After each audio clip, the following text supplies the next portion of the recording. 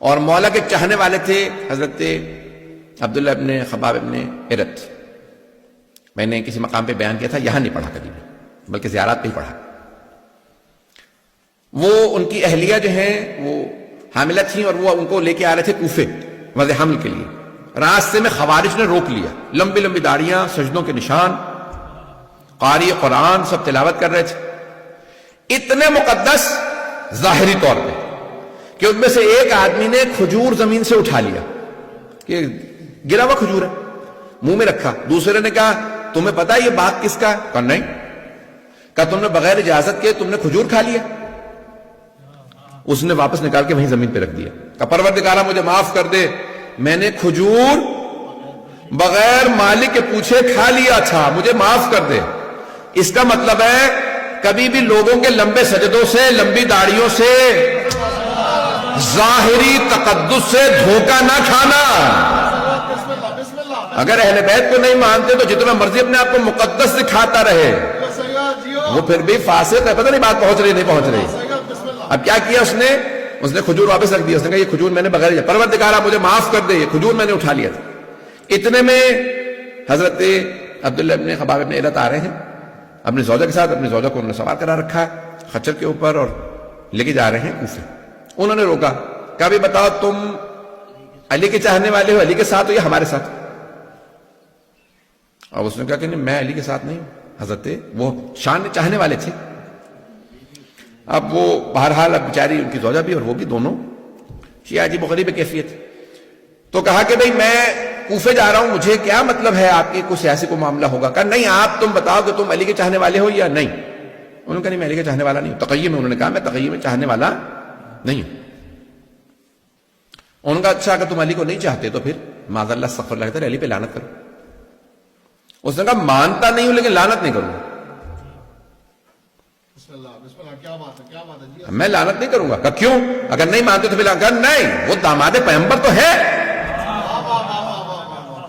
اب وہ بہرحال سمجھ گئے. انہوں نے کہا نہیں یہ شیعہ یہ چھپا رہا. انہوں نے کہا کہ نہیں تم لعنت کر, نہیں بیوی سے کہو نہیں. انہوں نے کہا ٹھیک ہے ان کو قتل کر دو. انہوں نے ان کا سر کاٹا اور زمین پہ رکھا. پھر ان کی اہلیہ سے کہا, انہوں نے کہا نہیں میں بھی ماننے والی نہیں. انہوں نے ان کو مارا, پھر ان کا شکم چاک کیا اور بچے کو نکالا, بچے کا گلا کاٹا اور ان کے باپ کے ساتھ رکھا. کہا کیوں؟ کہا کہ یہ شیعہ ہے. عزیزان گرامی یہ آپ یہ آج نہ سوچیں, بہت سے ہمارے اپنے شیعہ کہنے لگ گئے تھے شاید کربلا میں اور ائمہ علیہ السلام پہ اتنے مظالم نہ ہوئے ہوں, اتنے مصائب نہ ہوئے ہوں. جب آج لوگوں نے داعش کو دیکھا تو پھر مانا ہاں اتنے مظالم ہوئے ہوں. پتہ نہیں بات پہنچ رہی یا نہیں پہنچ رہی. عزیزان گرامی انہوں نے اتنا مولا علی علیہ السلام نے ان کا ذکر کیا. پھر حضرت کمیل کی جہاں پہ قبر ہے آج, وہاں پہ ان کو دفنایا گیا لا کے. عزیزان گرامی یہ تھا وہ طبقہ جو مولا کے خلاف کہہ رہا تھا ہم جہاد کرنے جا رہے ہیں کیونکہ معاذ اللہ استغفر اللہ رب اللہ, جسے رسول خدا فرما کے جا رہے ہیں یہ کل ایمان ہے, وہ کہہ رہے ہیں یہ کافر ہوگا معاذ اللہ.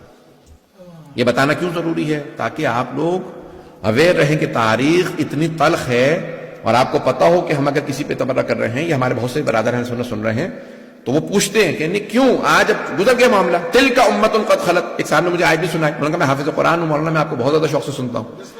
تو انہوں نے مجھے آیت سنائی, بیچارے نے بڑی محبت میں سنائی. میں بھی سن رہے ہوں گے, ابھی بھی سن رہے ہوں گے, میں یعنی مجھے ان سے کوئی دشمنی نہیں ہے. تو ان کا آیت ہے تلک امۃ قد خلت لہا ما کسبت ولکم ما کسبتم. وہ ایک امت تھی, وہ خلق کی گئی, ان کا حساب ان کے ساتھ, آپ کا حساب آپ کے ساتھ, ان کو بھلا دیں. ایسے معاملات کو بھلایا نہیں جا سکتا. جو اہل بیت پہ سمجھوتا کر لے, کمپرومائز کر لے, یقین مانیے اس کا ایمان ضائع ہو گیا. عزیزان گرامی ہم کمپرومائز نہیں کر سکتے اہل بیت کے دشمنوں پہ, نہ اہل بیت علیہ السلام. ہمارا کوئی کمپرومائز نہیں. میں انشاءاللہ فضائل کا پیش کروں گا لیکن آج سن لیجیے چند جملے. اب کیا ہوا, لشکر آ گیا نہروان کے مقام پہ, بہت بڑا لشکر, 10,000 سے اوپر کا لشکر. مولا نے کہا کہ ان کے 10 افراد بھی نہیں بچیں گے اور میرے 10 افراد بھی شہید نہیں ہوں. اور حضرت جندب مولا کے چاہنے والوں میں ہیں, عاشقوں میں سے. تو مولا فجر کے بعد ہیں باہر نکلے اپنے خیمے سے. تو مولا نے کہا جندب کہاں؟ کہا مولا آپ کے دشمن بہت زیادہ ہیں. کہا نہیں جندب رک جاؤ, مجھے تمہاری حفاظت کی ضرورت نہیں ہے. میں ہوتا تو میں حضرت جندب کی خدمت میں عرض کرتا یہ مولائے کائنات ہے, یہ مشکل کشا ہے, اب بہرحال عزیزان گرامی مولا کچھ فاصلے سے واپس آئے. اس کے بعد کہا کہ جندب کیا دیکھ رہے ہو؟ کہا مولا زمین پہ دیکھ رہا ہوں چونٹیوں کی اتنی تعداد ہے کہ کون ان کی تعداد کو جانتا ہوگا، یہ سوچ رہا تھا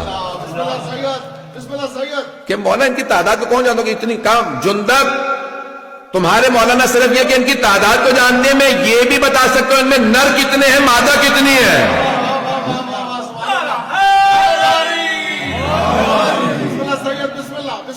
معذرت کے ساتھ کئی مرتبہ چیزیں ہو جاتی تو انسان کا موڈ ویسا بنتا ہے، پھر حساب سے انسان پیش کرتا ہے مطالب کو. تو آج میں نے تلخ انداز سے پیش کیا، انشاءاللہ کل میں فضائل کے انداز سے پیش کر دوں گا. عزیزان گرامی مولا کائنات کی پھر ایک مرتبہ جنگ شروع ہوئی اور مولا نے بتایا کہ کتنے لوگ آ رہے ہیں، اور جناب جندب کو کہا کہ جندب یہ جو پہاڑ دیکھ رہے ہو سامنے اس کے پیچھے ایک لشکر آ رہا ہے، وہ بھی آئیں گے، حملہ کریں گے. وہی خوارج ہیں، وہی نہروان کے اس مقام پہ آئیں گے، مجھ سے بھی مقابلہ کریں گے اور ان میں سے 7 افراد فرار کریں گے، 3 افراد کے ساتھ بھاگ جائیں گے. انہی میں سے فرار کرنے والوں میں سے ایک کا نام تھا عبد الرحمن ابن ملجم، جس کو یعنی ہمارے ہاں کہا جاتا ہے کہ جس قدر یعنی سب سے شقی القلب کہا ہے رسول خدا نے اس آدمی کے لیے کہ کربلا میں بھی آنے والوں سے زیادہ پتھر دل انسان یہ ہے، شمر سے زیادہ ملعون ابن ملجم. اور کہا جاتا ہے کہ اس کا نام لے کر کے جتنی ہو سکے لعنت کرنا اس کا بے انتہا ثواب. تو عبد الرحمن ابن ملجم، میں اس کی بھی تھوڑا سا تاریخ پڑھنا چاہ رہا تھا لیکن اب شاید آج پیش نہ کروں. مجھے اندازہ ہے کہ بہت سی باتیں میں نے تل کہیں اور میں کہوں گا آئندہ بھی 3 مجالس کے اندر. عزیزان گرامی مولا نے پھر جنگ کی اور مولا جو ہیں وہ عام طور سے زمین پہ کھڑے ہو کے جنگ کرتے تھے، جو آئے مقابلہ کرے، جو مارا جائے، جو بھاگ جائے. واحد جنگ ہے جہاں پہ مولا نے فرمایا، کہا اس میدان سے کسی کو بھاگنے نہ دینا. یہ صفین کے لیے اور نہروان کے لیے لوگوں نے کہا کہ مولا نے صرف ان کے لیے کہا اس میدان سے جو بھاگے اسے بھاگنے نہ دینا، اسے پیچھے اس کے مقابلہ کرنے کے لیے جانا اور اس کو وہاں مار دینا. کہا مولا کیوں؟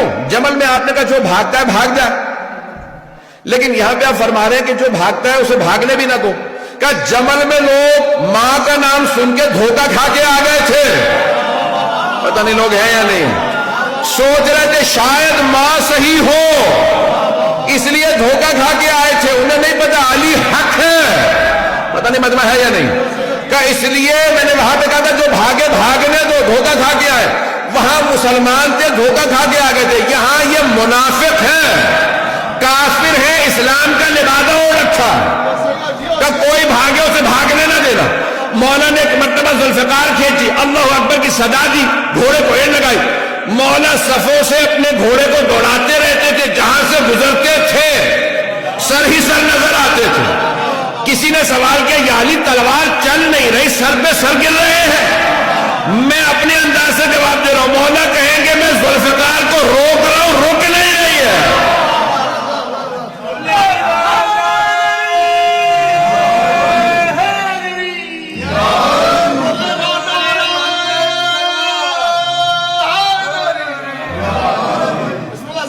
فضائل انشاءاللہ کل.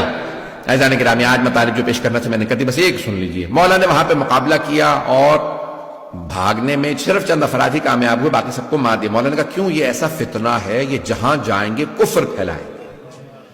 اگر وہ چند افراد بھی جو بچے تھے آج اگر آپ کو داعش نظر آ رہے ہیں تو سمجھ لیں انہی کی تبلیغ کا اثر ہے. بات پہنچ گئی ہے عزیزان گرامی، کلیئر ہوئی ہے. یہ جو بھی اہل بیت کے خلاف خروج کرتا ہے چاہے کسی دور میں کرے، وہ کہتا ہے میں جا کے جنت البقیع ڈھاؤں گا، میں سامرہ پہ حملہ کروں گا، یہ جو بھی ہے اس کا مطلب ہے یہ خارجی ہے، یہ خروج کر رہا ہے امام کے خلاف. اور خوارج ہمارے تمام علماء نے کہا کہ وہ نجس ہیں، عین نجس، اخبث و انجس ہیں، نجس جانوروں سے بھی زیادہ. اس سے زیادہ کھل کے تو نہیں پڑھ سکتا ممبر سے.